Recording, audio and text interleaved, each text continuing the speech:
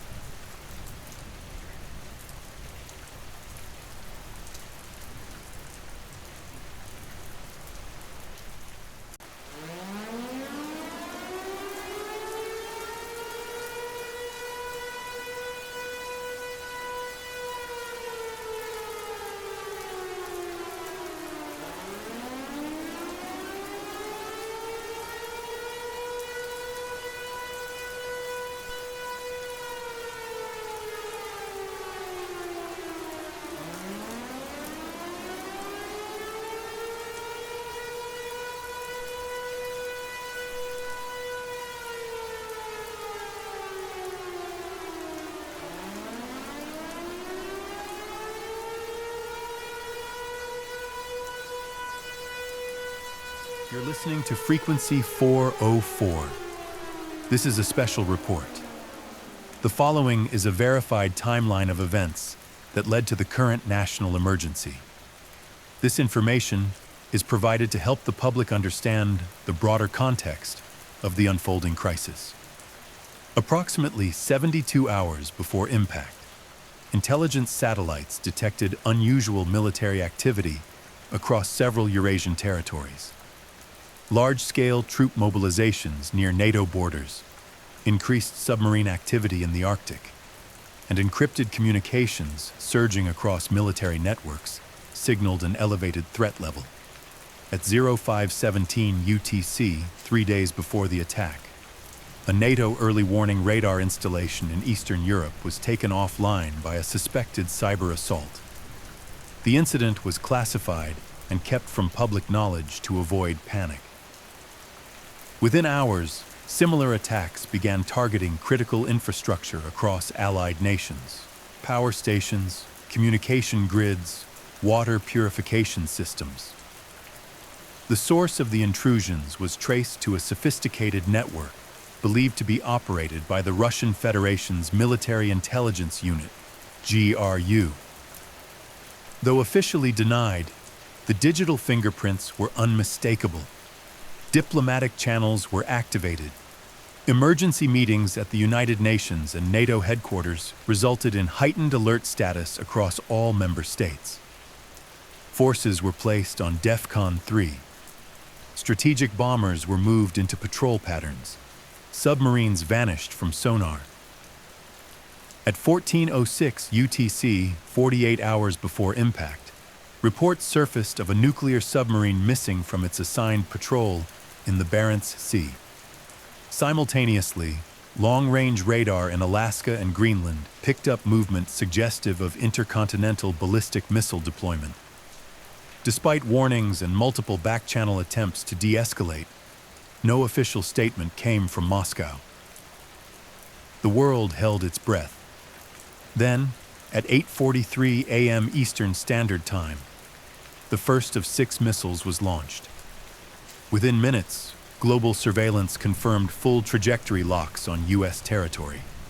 NORAD issued the alert. NATO's Article 5 was triggered immediately. An attack on one is an attack on all. Allied submarines and bombers were ordered into retaliation patterns. The nuclear protocol was activated for the first time since the Cold War.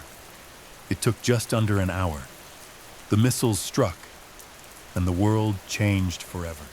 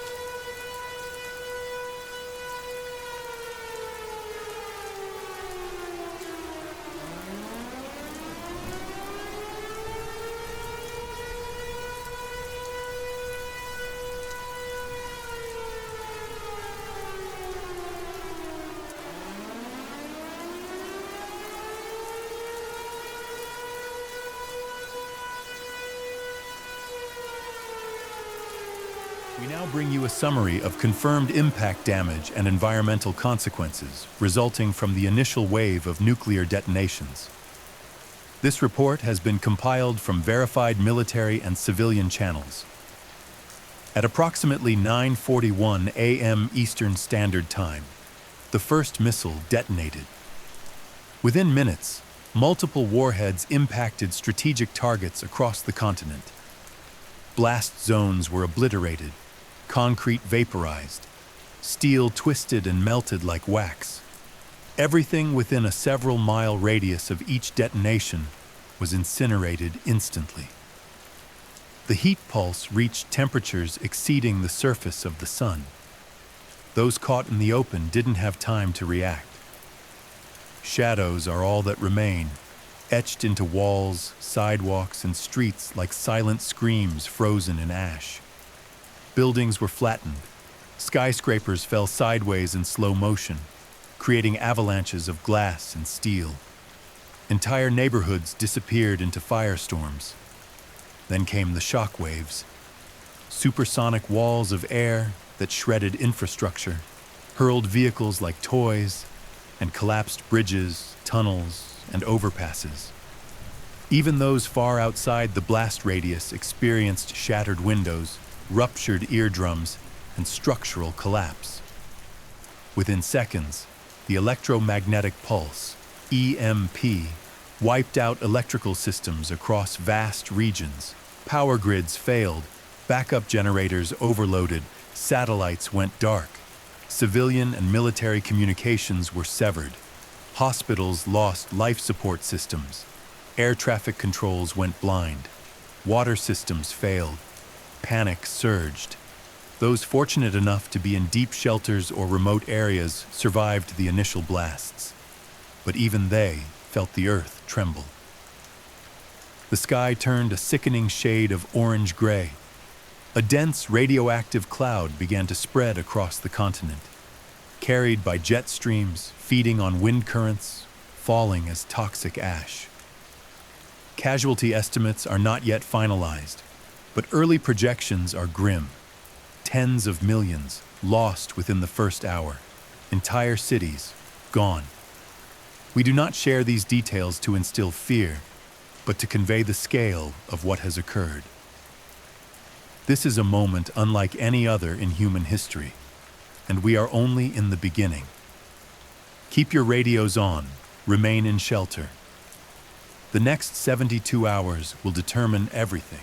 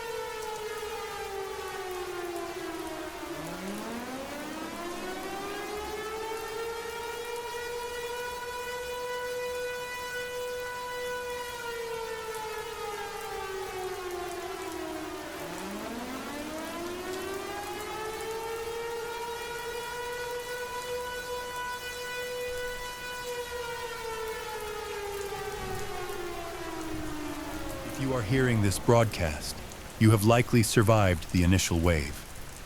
But the threat is far from over. The air above our cities is no longer safe. Nuclear detonations release a deadly byproduct, ionizing radiation. It lingers. It moves with the wind. It seeps into everything: water, soil, skin, lungs, the invisible killer. Those who were near ground zero are already gone. But outside the immediate blast zones, exposure is a slower, crueler fate. Radiation sickness begins subtly: headache, nausea, dizziness. Within hours, vomiting and fever. Within days, hair loss, open sores, internal bleeding. The body turns against itself, cell by cell. Without treatment, and there is no treatment now, death is inevitable. Stay underground. Fallout particles can drift for hundreds of miles. They fall as ash, dust, or rain. Do not go outside, even if the sky looks calm. Do not touch soil, grass, or exposed surfaces. Do not drink unfiltered water. Decontamination is possible only in controlled environments, and we no longer have those. Seal all ventilation. Use damp cloths to block gaps in windows and doors.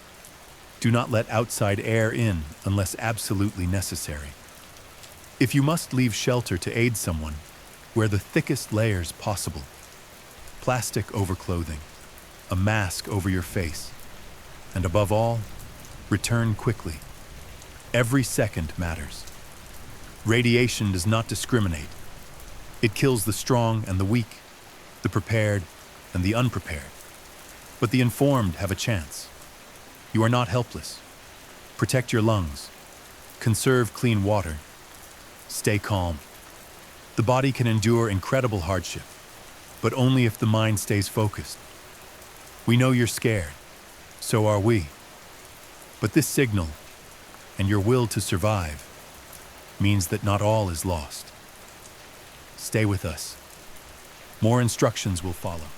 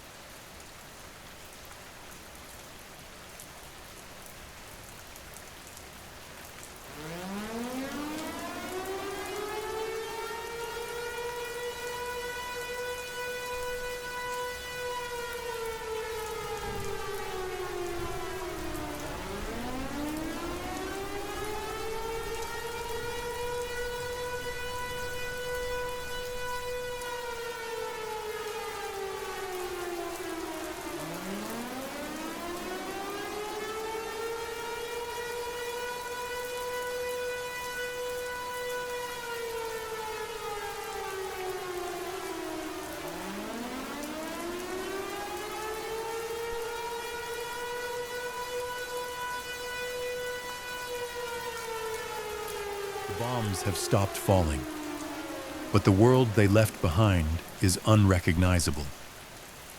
In the absence of order, chaos rises. In major cities, law enforcement is gone. Communications are severed. Food distribution systems have collapsed. The digital infrastructure wiped. And hunger is louder than fear. People once bound by civility now turn to desperation. Supermarkets have been stripped bare, pharmacies raided, fuel stations set ablaze. Armed groups have taken control of vital supply routes. Some do it to survive, others for power. Reports confirm multiple incidents of violence across remaining population centers. Neighbors turning against neighbors, gangs forming. The rule of law replaced by the rule of force. But not everywhere. In isolated shelters, stories emerge of strangers sharing rations, of doctors treating the wounded by candlelight, of families opening their homes to others despite the risk. It is in the smallest moments, a flashlight passed to a crying child, a blanket shared with a stranger, that humanity resists the dark. You will see things you never thought possible. You will be tested. But remember, civilization is not just cities or governments.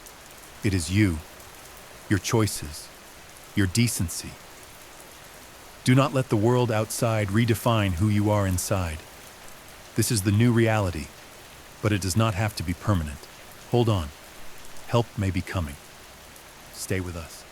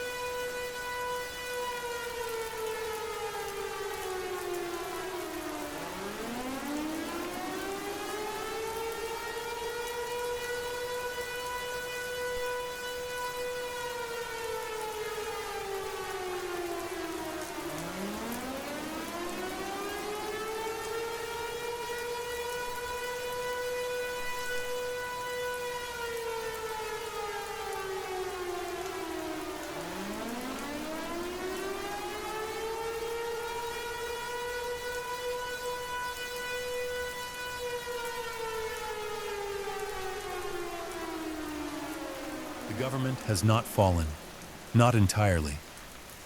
From a network of undisclosed bunkers and hardened military installations, remnants of the federal command structure have re-emerged, scattered but alive. A coordinated response is now underway. Acting President Ellen Carter, sworn in from a continuity of government facility buried beneath the Rockies, addressed the nation, what's left of it, through shortwave emergency channels. To every American listening, we are still here, and we are fighting to bring you back the light. Under Operation Homeland Beacon, elite National Guard units, FEMA response teams, and military engineers have been deployed to assess damage, restore communications, and secure refugee zones. Temporary safe zones are being established in former military bases, decommissioned missile silos, and deep underground subway networks. These areas are being converted into triage centers, food distribution hubs, and protected shelters. Satellite drones now scan for survivors in the rubble of collapsed cities. Mobile command convoys, heavily armored and self-sustaining, are traveling across the Midwest and South, relaying critical intel and attempting to reconnect isolated communities. But the challenge is overwhelming. Over 60% of infrastructure is non-functional. Rail systems are twisted wreckage, highways impassable, the electrical grid fragmented, entire cities remain cut off. Civilian leadership has been restructured under martial emergency protocols. Curfews have been declared. Unauthorized movement in red zones may result in detainment. Civil defense broadcasts repeat a chilling mantra: order is survival, cooperation is life, resistance is death. Some citizens welcome the return of structure. Others fear a new kind of regime rising from the ashes, one built not on freedom, but on control. And still, for many, any order is better than the abyss. This is not salvation, not yet, but it's a signal, a reminder. You are not alone in the dark. There is still a line between collapse and control, and someone is still trying to hold it.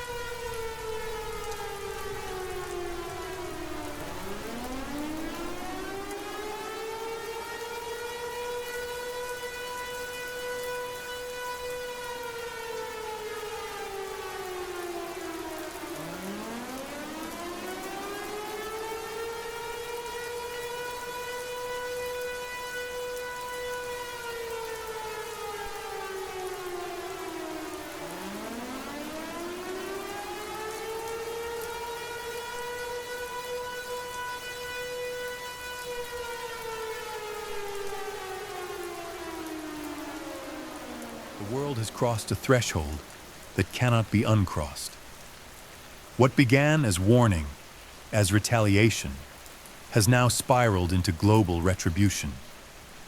In response to the nuclear strike on American and Canadian soil, the North Atlantic Treaty Organization invoked Article 5 in full force.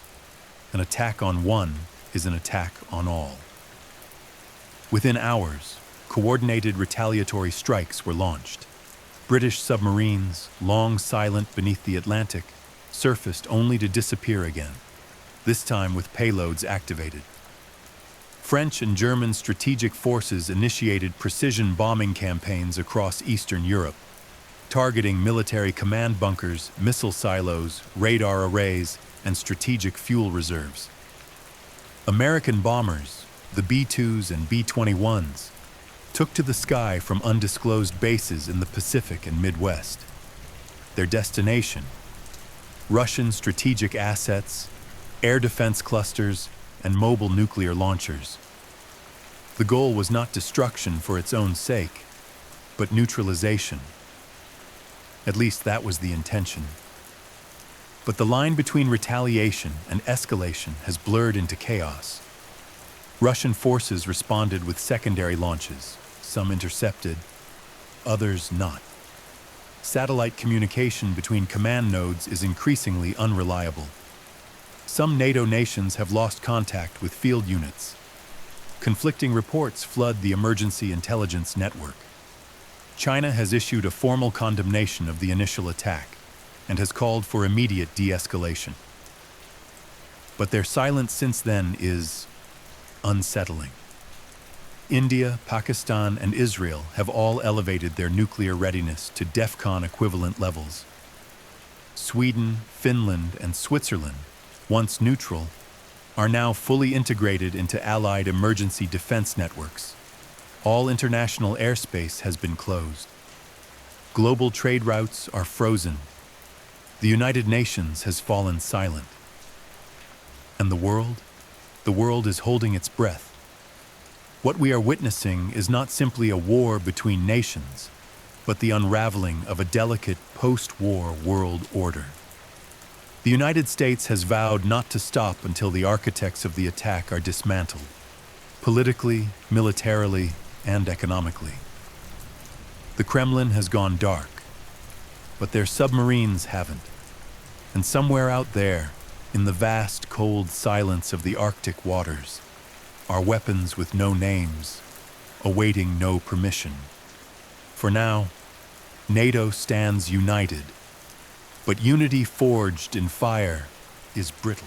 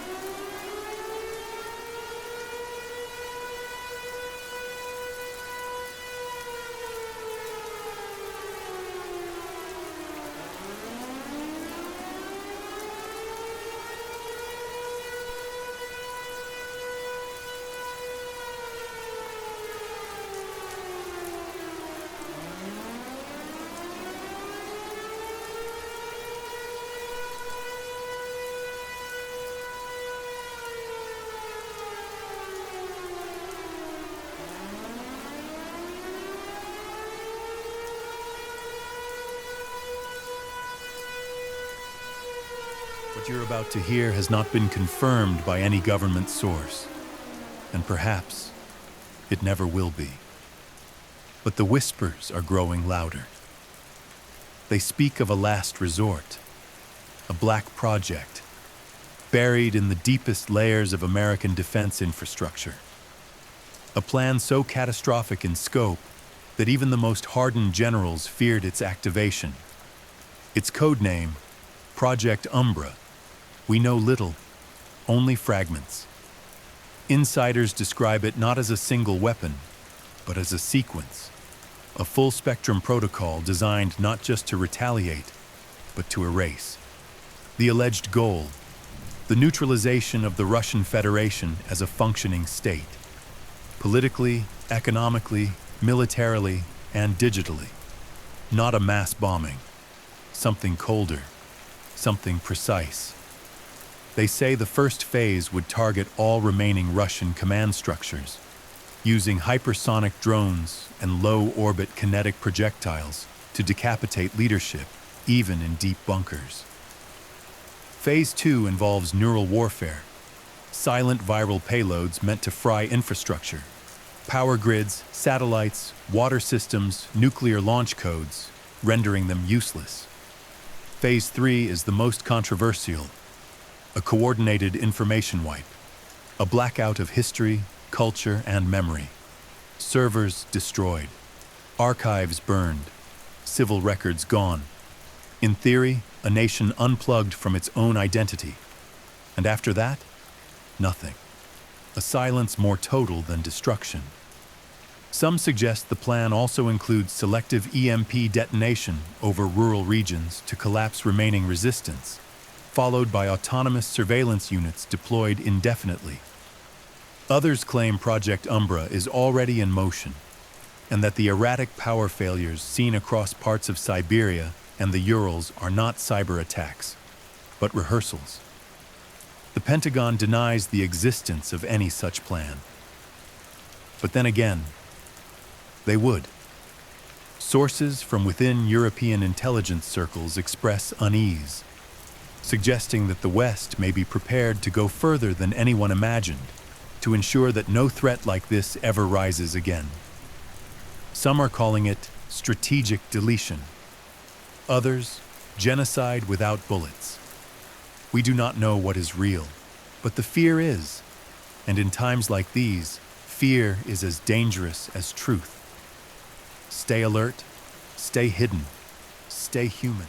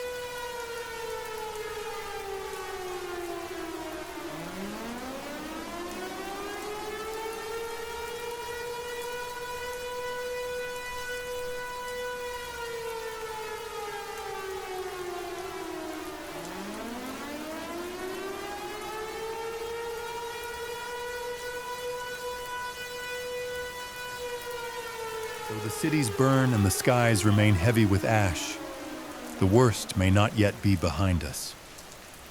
Military analysts across multiple Allied commands now suggest that what we've witnessed could have been only the opening act in a far more devastating sequence. Several Russian nuclear submarines have gone dark, their locations unknown. It's feared they may be positioned off the U.S. coasts, waiting in silence for a signal. Meanwhile, European radar stations have detected anomalies near the Arctic and Baltic regions, suggesting mobile launch platforms may be repositioning to target the heart of Western Europe. The possibility of further missile strikes, both in North America and across Europe, is no longer a theory. It is a scenario actively being prepared for. Authorities urge civilians not to relax their guard. Even in areas that appear untouched, the threat remains active. Fallout patterns are unpredictable, carried by shifting winds and precipitation. The rain outside may carry death in its droplets. Do not trust clear skies. Do not confuse silence with safety. In shelters, survivors are being advised to fortify what little they have. Tighten the seams, seal windows with anything airtight, and minimize outside exposure. Many have already begun rationing more strictly. There is no certainty as to when aid can reach them again. Reports of military convoys moving across the Midwest are growing, but roadways are damaged, and the fuel supply is unstable. Even the National Guard is stretched to its limit. Communications are deteriorating. The internet is fragmenting. Cellular networks are patchy at best, and large portions of the grid remain dark. In some regions, only analog signals persist. Shortwave frequencies like this one may be your last reliable link to the outside world. Hold on to your radios. Do not expect clarity from social media or messaging apps. Misinformation is rampant. Rumors kill. Throughout the night, unconfirmed alerts have been coming in from Berlin, Warsaw, and Paris. Panic on the streets. Some speak of new flashes in the distance. Others swear they saw nothing. NATO forces have declared a state of maximum alert. Martial law is being implemented in key sectors. Curfews are in effect. Movement is restricted. No one is truly safe. And still, we wait. The hours ahead may bring another shockwave, another flash, another moment of irreversible loss. There is no timetable. There is only preparation and patience and endurance. Stay underground. Stay calm. Keep the radios close. Keep your will intact.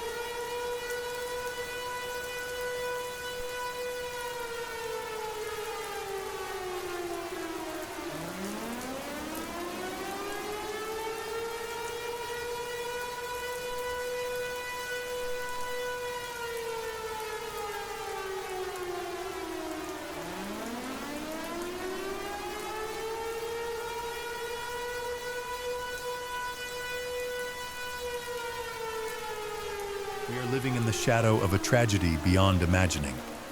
6 nuclear detonations have shattered the heart of a nation once vibrant and strong. Cities that thrived now lie in ruins, silent reminders of a world forever altered. The loss is staggering. Over 15 million lives have been lost across the United States alone. Mothers, fathers, children, friends, strangers, all caught in the merciless grip of war. Entire communities vanished in moments, hospitals overwhelmed, infrastructure shattered, and hope stretched thin. The economic toll is incalculable, with trillions in damages and key industries brought to their knees. Power grids remain fractured, clean water is scarce, and radiation continues to poison the land and air. Around the world, eyes watch anxiously as alliances brace for what may come next. Nations prepare, governments mobilize, and humanity holds its breath, waiting, hoping, fearing. Yet amid this darkness, a fragile light remains. The courage of those who survive, the resilience of communities coming together in shelters and safe zones, the tireless work of emergency responders and volunteers. These are the sparks of hope that refuse to be extinguished. We mourn the past, we honor the fallen, but we must also look forward to rebuild, to heal, and to remember the terrible cost of conflict. This crisis has changed the course of history. It demands that we never forget the price paid when humanity turns to war. So as you listen now, wherever you are, hold tight to those you love. Cherish the simple moments, the laughter, the light, for they are the true resistance against the darkness.